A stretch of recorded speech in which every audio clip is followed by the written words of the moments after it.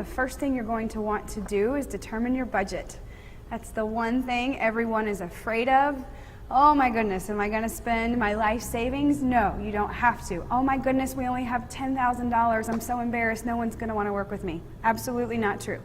But you have to have a range, a number you don't want to go over. There has to be something. You really can't do anything without that number. So I would say that determining your budget would be your biggest factor. Once you've determined that budget, at that point you're going to want to select your location. Once you've selected your location, at that point you will probably have your date determined. Take that date and tell the world, whoever you want to invite, let them know. Decide if you're going to send out formal save the date cards. And that's just kind of a nice way to let people know, hey, save this date, don't go out of town, don't make plans. We really want you to come and celebrate with us. It's really that important to us.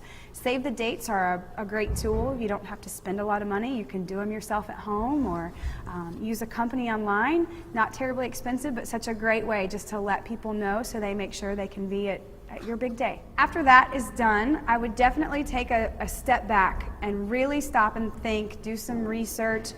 How do I want my day to unfold? How do I see things happening? What do I want to see? What do I want to eat? How do I want to feel? What do I want to hear?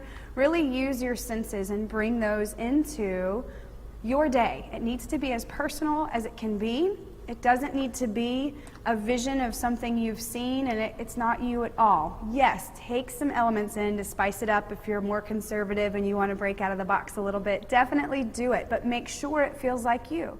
It does no good to contact a vendor when you don't know what you want. So I know there's a big rush to get the best photographer, or to get this or to get that, but try to hold off until you know what you're looking for. And when it comes to selecting your vendors, make sure you do your research. I know that it can be time consuming and people can say, oh, but they seem so nice or they had such a great recommendation from so-and-so. Well, that may be true, but you need to find someone who fits you. Once you've met with vendors, selected who you're going to use, at that point, you kind of have another little break to stop and think, what do I want to eat? Do we want a full buffet? Do we want stations? Do we want a plated dinner? When it comes to your rentals, you can take a little time and dig through the wedding magazines and find the latest and greatest.